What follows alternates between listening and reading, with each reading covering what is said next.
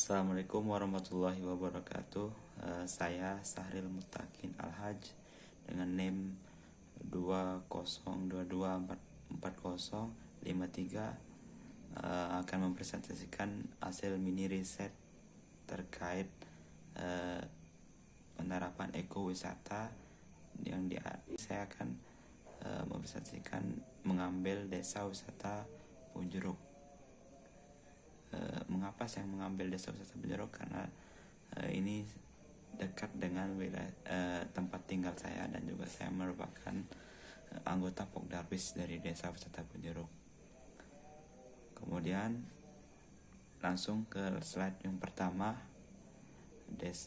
yaitu profil desa wisata Punjeruk. Desa wisata Punjeruk adalah desa yang berada di Kecamatan Jonggat, Kabupaten Lombok Tengah, Nusa Tenggara Barat.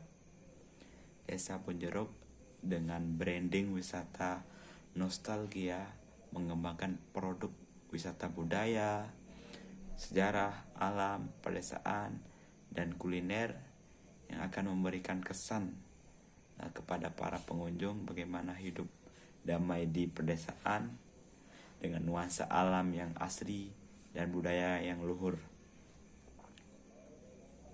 Gini bisa dilihat gambarnya, ada beberapa spot yang akan nanti ada produk wisata yang akan dibahas di slide berikutnya. Kemudian yang pertama, jenis-jenis produk dan klasifikasi produk wisata yang existing dan potensi untuk dikembangkan. Yang pertama itu adalah gedeng beli. Gedeng beli artinya dalam bahasa Sasak itu rumah besar. Di sini klasifikasinya adalah wisata sejarah. Gedeng beli ini merupakan salah satu ikon dari desa wisata Punjeruk, di mana bangunan ini bergaya arsitektur Eropa yang masih bertuliskan Berndejeroek 1933, di mana ini dikembangkan sebagai wisata sejarah dan edukasi. Nah, di dalam ini biasanya ada atraksi yang ditampilkan dari prese, terus pembacaan lontar semacam huruf aksara yang Sasak. Kemudian ada peninggalan foto-foto pemerintah pada zaman dahulu, terus logam-logam peninggalan zaman pemerintahan Belanda. Kemudian produk wisata yang kedua adalah Pasar Bambu Punjeruk. Di sana itu wisata kuliner. Pasar Bambu Punjeruk ini merupakan wisata kuliner khas yang ada di desa wisata Punjeruk, seperti ayam melangkat dan juga jajanan tradisional Punjeruk dan Lombok. Nah, di sini setiap harinya ramai dikunjungi. Di sini dengan konsep nuansa pohon bambu dan juga makanan tradisional yang disajikan dengan unik.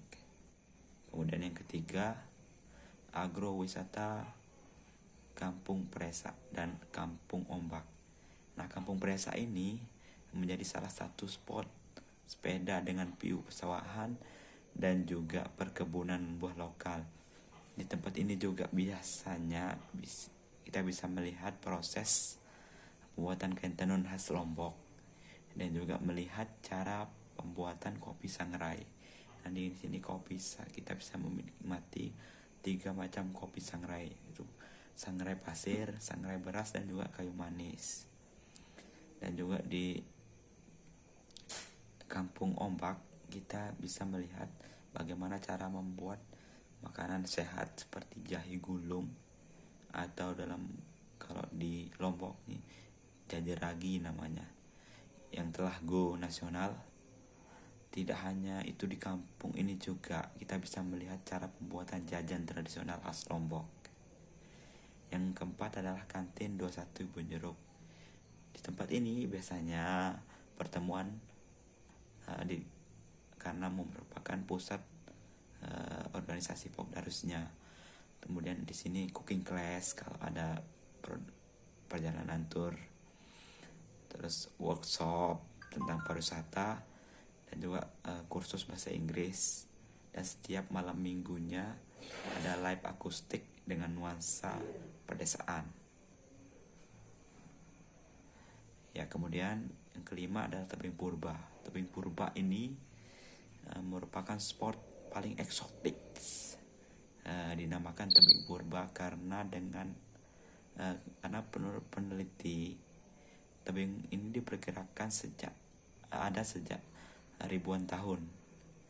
Tebing ini mirip dengan yang ada di film Legenda, sehingga menjadi daya tarik dan dijadikan tempat syuting. Dan di sekitar tebing purba ada beberapa potensi wisata untuk dikembangkan, seperti lembah ya untuk kegiatan camping ground, dan gua, dan juga ada sungai yang bisa dijadikan tempat rafting.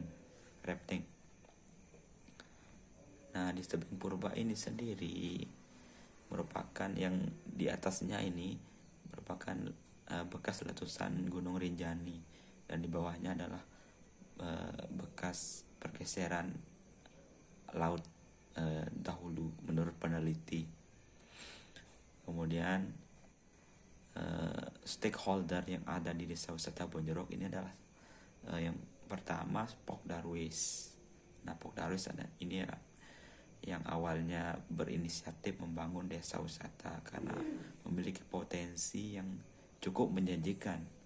Kemudian Pemdes mendukung sepenuhnya pengembangan desa wisata Bonjeruk, Bumdes, Karang Taruna, dan juga masyarakat yang ikut dalam pengembangan desa wisata Bonjeruk ini, karena masyarakat juga ikut merasakan dampak dari sehingga sustainable tourism ini tetap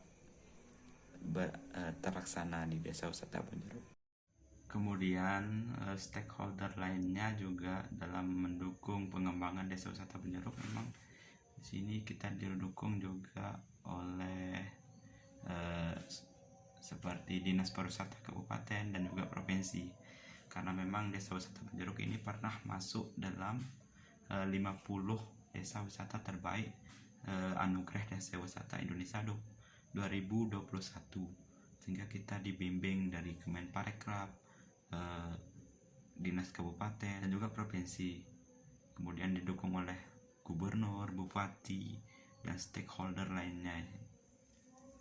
Kemudian target pasar untuk semua paket adalah wisatawan asing dan domestik luar daerah. Yang di sini maksudnya komunitas dalam bentuk grup kalau untuk yang domestik di luar daerah, karena mereka sangat menyukai kearifan lokal dan keasrian suasana pedesaan yang jauh dari keramaian. Mereka jarang-jarang mendapatkan pengalaman berwisata nostalgia seperti di desa wisata Bonjeruk. Kemudian sedangkan untuk wisata kuliner, pasar bambu targetnya adalah wisatawan lokal Lombok pada khususnya. Hampir setiap hari ramai pengunjung karena makanan khasnya yaitu ayam merangkat yang disajikan dengan konsep unik dan tradisional dan bumbunya yang sangat khas, sehingga wisatawan lokal setiap hari ramai di tempat ini. Kemudian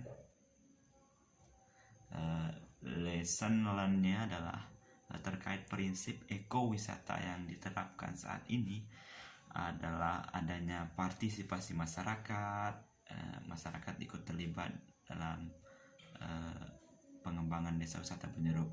Kemudian adanya edukasi di dalamnya, ada cooking class, ada workshop, ada kursus bahasa Inggris, dan kemudian wisatawan yang berkunjung dan dampak ekonominya juga bagi masyarakat ada.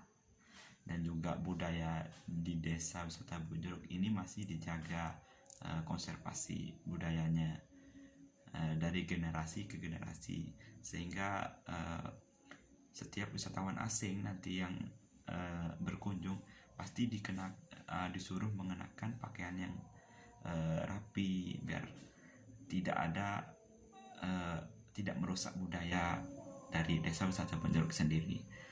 Mungkin sekian presentasi saya terkait penerapan ekowisata yang ada di desa wisata Bonjeruk. Sekian, kurang lebih mohon maaf. Assalamualaikum warahmatullahi wabarakatuh.